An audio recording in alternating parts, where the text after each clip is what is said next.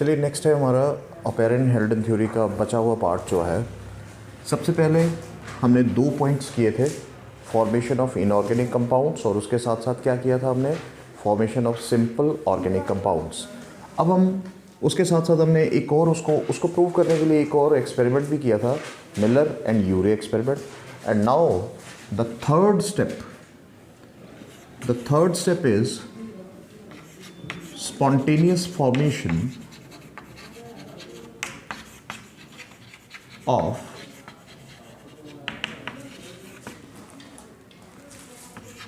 complex organic compounds। देखिए अब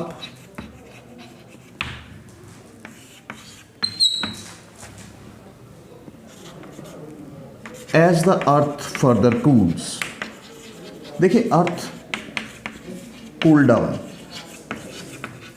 और वो क्यों हो रही है कूल डाउन, उसका एक ही रीज़न है द कंडेंसेशन प्रोसेस।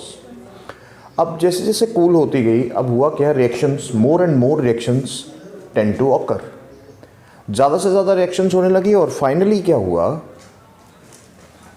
कि ये जो simple organic compounds they change to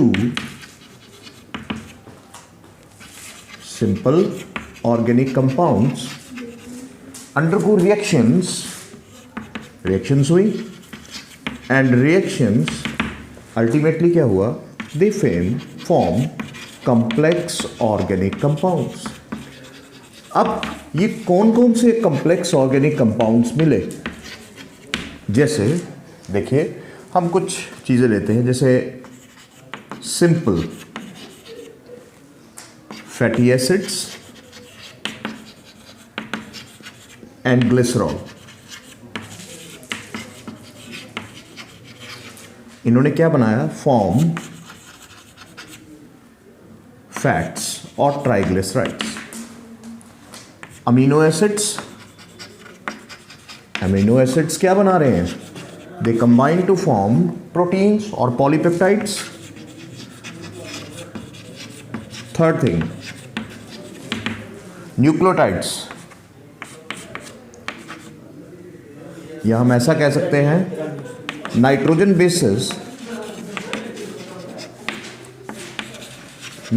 basis plus phosphate, इन्होंने मिलकर क्या बनाया, न्यूक्लियोटाइड्स। और यही न्यूक्लियोटाइड्स जब शुगर के साथ मिले, they form nucleic acids. Now देखो ये कुछ, अब शुगर्स भी थी, शुगर्स फॉर्म स्टार्च और पॉलीसेक्राइड्स, कॉम्प्लेक्स कार्बोहाइड्रेट्स। अब देखिए ये तो बात आ गई कि ये किस तरह से बने। अब इनके लिए एनर्जी कहाँ से आई, अब सारी एनर्जी कहाँ से आ रही है, हम यही लिख देते हैं, एनर्जी सोर्स क्या था, इट वाज सन, और हीट एनर्जी, सन और हीट एनर्जी। क्लियर। अब देखो ये जो रिएक्शंस हो रही है, कॉम्प्लेक्स ऑर्गेनिक कंपाउंड्स बन रहे हैं। हेल्डेन एक बहुत ही पॉपुलर ऑर्गेनिक एवोल्यूशनिस्ट था, और हेल्डेन ने क्या कहा, उसने कहा कि ये जितनी भी रिएक्शंस आप देख रहे हो, ये जो भी कंपोनेंट्स बने, all these components were formed in the sea. ये सारे के सारे कंपोनेंट्स कहाँ बने, इन द सी। अब ये सारे अगर सी के अंदर बने या ओशन के अंदर बने तो क्या होगा, सारी रिएक्शंस जब ओशंस के अंदर होंगी, तो उसने कहा कि the ocean is appearing like a hot dilute soup। ये बड़ी बार एक क्वेश्चन आता है, hot dilute soup. The term was given by हेल्डेन। किसने दी थी, हेल्डेन ने दी थी। ये मान लेते हैं हम, ये कोई ओशन का बॉटम है और ये इसका क्या है, सरफेस है। अब यहाँ क्या हो रहा है कि यहाँ नीचे क्या पड़े हैं, अगर हम ये इसको ऐसे ले लेते हैं, दिस इज, ये क्ले पार्टिकल्स है, यहाँ नीचे क्ले है, मिट्टी है। अब जो भी रिएक्शन हो रही है वो कहाँ हो रही है, इस ओशन में, है ना, ओशन में ही हो रही है। अब जब इस ओशन में रिएक्शंस हो रही हैं तो वो सारी रिएक्शंस या तो यहाँ पे हो रही हैं, ऑर्गेनिक मॉलिक्यूल्स आपस में कंबाइन कर रहे हैं, या वो यहाँ नीचे बॉटम पर क्या हो रहा है, यहाँ पर सेटल डाउन होते जा रहे हैं, सेटल डाउन होते जा रहे हैं। हेल्डेन ने कहा कि हो क्या रहा है, और बहुत सारे बाकी साइंटिस्ट ने भी कहा कि ये सारी रिएक्शंस यहाँ हो रही है और क्या बन रहा है, नीचे एक डिपॉजिट बनना शुरू हो गया है। डिपॉजिट क्या हो गया, वो सारे ऑर्गेनिक मॉलिक्यूल यहाँ क्या हो रहे हैं, ऑल द ऑर्गेनिक मॉलिक्यूल, ये पॉइंट लिखना बहुत ही जरूरी है, ऑल द ऑर्गेनिक कंपाउंड्स, ये सारे organic compounds collided and aggregated, collided and aggregated to form large molecules of increasing complexity। देखिए कुछ चीज़ें ऐसी होती हैं जिनको आपको, हम कहते हैं ना, बुक से चेपना पड़ता है। ये बहुत ही अच्छी एक वैल्यूएबल लाइन बनती है जब आप किसी भी चीज़ का आंसर देते हैं। यानी मॉलिक्यूल्स बनते जा रहे हैं, और मॉलिक्यूल्स कहाँ बन रहे हैं, मॉलिक्यूल्स बन रहे हैं यहाँ नीचे ओशन के सरफेस पर है। और यहाँ नीचे क्या हो रहा है, मैनी साइंटिस्ट बिलीव, बहुत से साइंटिस्ट ये बिलीव करते हैं, they are forming, there is a formation of sludge at the bottom of the sea, at the bottom। Sludge क्या होता है, एक डिपॉजिट, मडी डिपॉजिट, मड, वो नीचे इकट्ठी होती जा रही है। देखो यहां क्या हो रहा है, मॉलिक्यूल्स आपस में क्या कर रहे हैं, इकट्ठे होते जा रहे हैं, रिएक्शन होती जा रही है, और more and more molecules are forming. अब देखो यहां क्या हो रहा है, द फॉर्मेशन ऑफ स्लज। अब यहां एक और चीज हो रही है, what is happening here, the reactions, breakage of the particles and reunion. देखो एक बहुत इंपॉर्टेंट चीज है, अब यहां क्या हो रहा है, नए मॉलिक्यूल्स बनना शुरू हो गए, नीचे ही रिएक्शंस हो रही हैं, एंजाइम्स नहीं है, नेचुरली स्लो रिएक्शंस है, यही नीचे रिएक्शंस होना शुरू हो गई, और आपस में क्या हुआ कि ये नए मॉलिक्यूल्स की सिंथेसाइजेशन हो रही है। लेकिन ऐसा नहीं है कि हर बार ब्रेकेज एंड रीयूनियन हो रहा है, कई मॉलिक्यूल्स यहीं पे ख़त्म हो रहे हैं। लेकिन मैंने आपको कल ही कहा था कि मॉलिक्यूल्स लंबे समय तक यहाँ पड़े रहते हैं। वो क्यों पड़े रहते हैं, क्योंकि द एटमॉस्फेयर इज रिड्यूसिंग। अब रिड्यूसिंग एटमॉस्फेयर की वजह से क्या हुआ कि नीचे जो है स्लज जैसा बनता जा रहा है, और यहाँ क्या हो रहा है कि मॉलिक्यूल्स आपस में रिएक्शन कर रहे हैं और नए मॉलिक्यूल्स को बनाते जा रहे हैं, और पार्टिकल्स जो हैं वो बड़े होते जा रहे हैं। पार्टिकल्स क्या है, वो बड़े होते जा रहे हैं और बड़े बड़े मॉलिक्यूल्स बन रहे हैं। अब अल्टीमेटली क्या हो रहा है, यहाँ क्या है, हम इन मॉलिक्यूल्स को कहते हैं the large complex molecules are forming, जो हमारा पॉइंट है, इसी तरह से बनने शुरू हुए। और देखो इस चीज को प्रूव करने के लिए Fox, Sidney Fox, SW Fox basically उसका नाम है। देखो फॉक्स था, फॉक्स ने क्या किया, उसने की द फॉर्मेशन ऑफ माइक्रोस्फीयर्स। ये माइक्रोस्फीयर्स क्या थे, और इनको कहा गया प्रोटीनॉइड मॉलिक्यूल्स, प्रोटीनॉइड मॉलिक्यूल्स।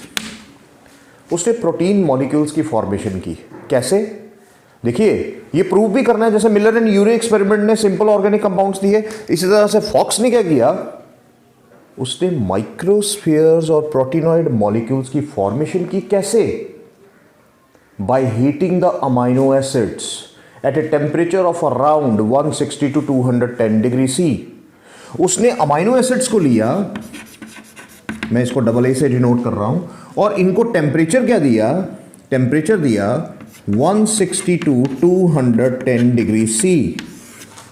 जब उसने इसको टेम्परेचर दिया तो अल्टीमेटली फॉर्मेशन किसकी हुई, प्रोटीनॉइड मॉलिक्यूल्स की, और उसको इसने नाम क्या दे दिया, प्रोटीनॉइड और माइक्रोस्फीयर। अब ऐसा नहीं है कि फॉक्स ने सिर्फ प्रोटीनॉइड मॉलिक्यूल्स, उसने हाइड्रोजन साइनाइड और इनऑर्गेनिक फॉस्फेट को भी लिया और अल्टीमेटली उससे क्या बनाया, देखिए बहुत ही बड़ी बात है, उसने एटीपी की सिंथेसिस कर दी।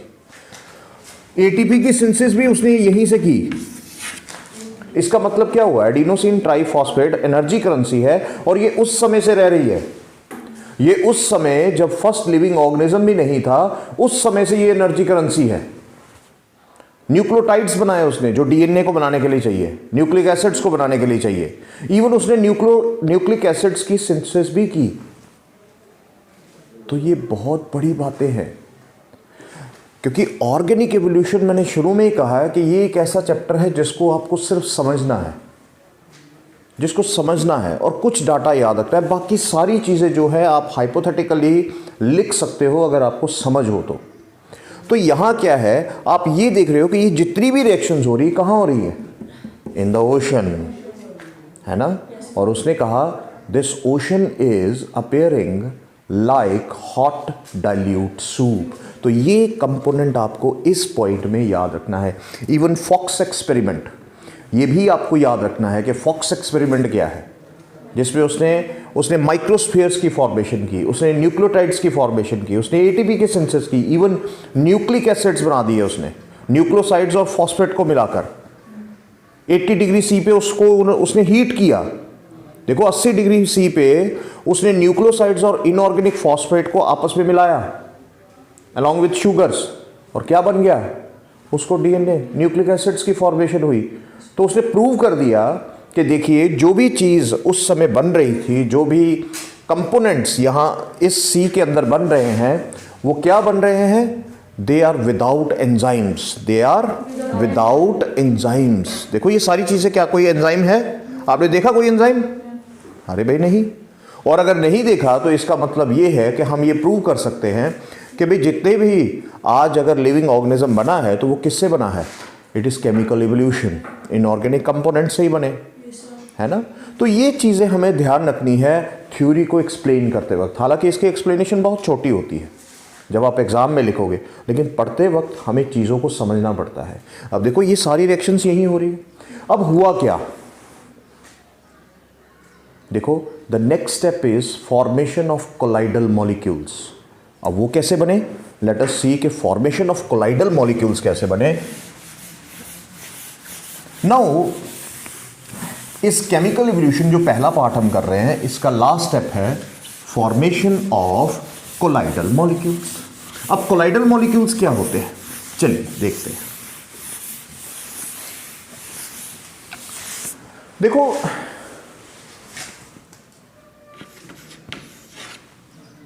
Formation of colloidal molecules,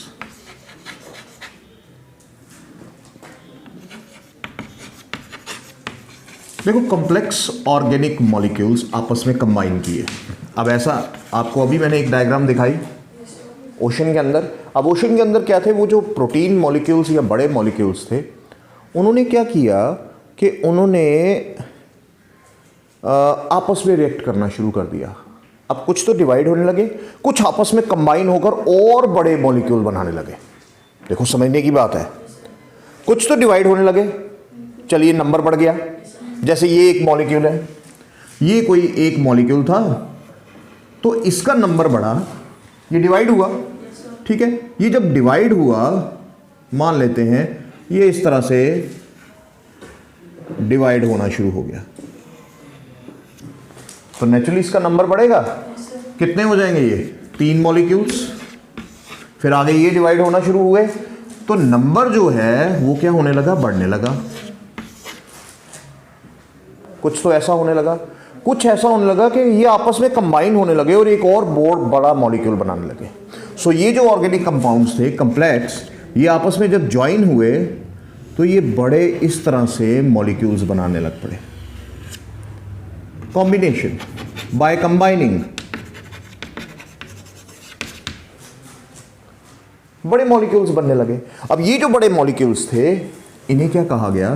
these large molecules which are formed by aggregating the complex organic molecule, they are known as coacervates। ये क्वेश्चन बहुत बार एग्जाम में आता है। इनको क्या कहा गया? कोएसरवेट्स कहा गया। अब ये जो कोएसरवेट्स हैं, अल्टीमेटली ये कोएसरवेट्स एक किस्म के हम कह सकते हैं कि एक शुरुआत थी, जब लिविंग सेल बनने की तरफ ये एक शुरुआत थी।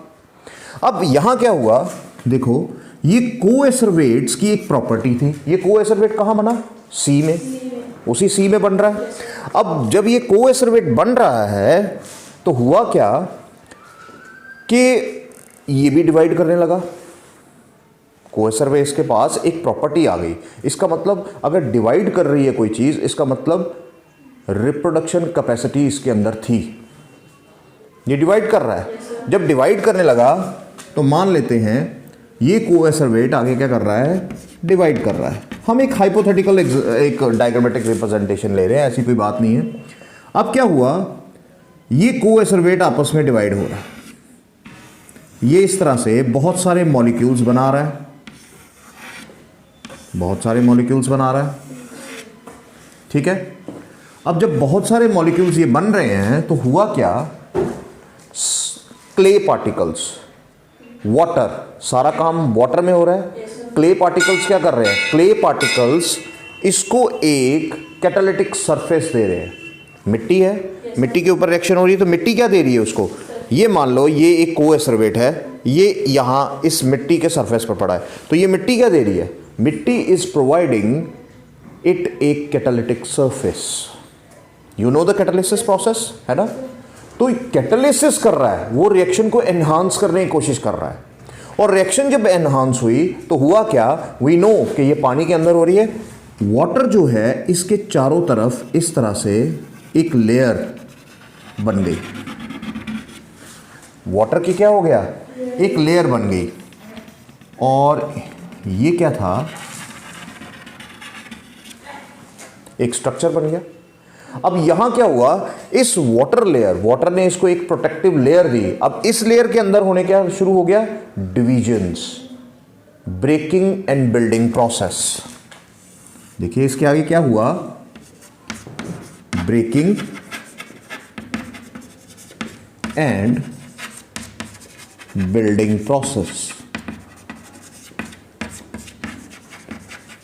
अब जब ये ब्रेकिंग एंड बिल्डिंग प्रोसेस हुआ तो what will happen now? New molecules form. अच्छा, अब दूसरी चीज, अब अगर नए मॉलिक्यूल्स बनते हैं, मैं यहां लिख देता हूं new molecules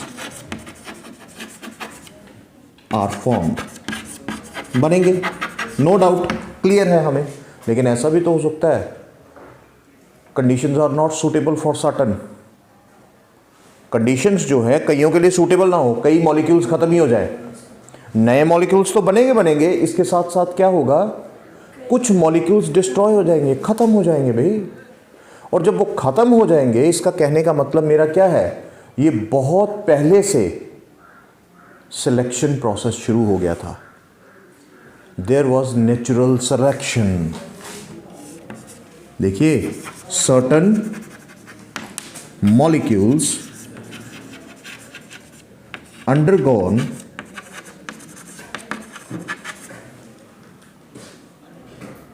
destruction, undergone destruction. तो इसका मतलब क्या हुआ, कुछ तो खत्म हो गए, लेकिन कुछ ने एनवायरनमेंट के साथ क्या किया, कोप अप किया, सरवाइव किया। वो नए मॉलिक्यूल और नए मॉलिक्यूल बनने लगे। तो अल्टीमेटली क्या हुआ, एक तरह से एक प्रिमिटिव सेल टाइप बनना शुरू हो गया, एक प्रिमिटिव सेल टाइप बनना शुरू हो गया। अब यहां इन दो पॉइंट से हमें क्या पता लगता है, देयर वॉज नेचुरल सिलेक्शन। उस समय भी नेचुरल सिलेक्शन चलना, नेचर सिलेक्ट करना शुरू कर गई थी। नेचर ने सिलेक्ट कर लिया कि भाई किसको लेना है, किसको नहीं लेना है ना। आज भी तो ऐसा ही चलता है।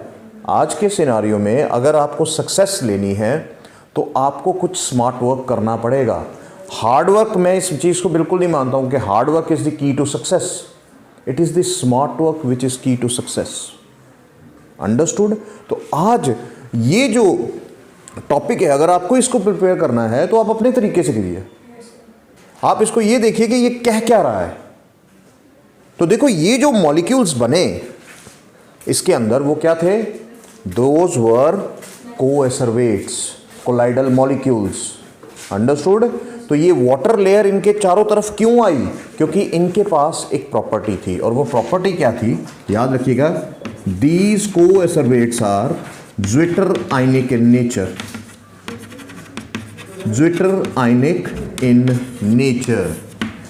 ज्विटर आयन क्या होता है? What is zwitterion? Note down, zwitterion is a ion which has both positive and negative charge।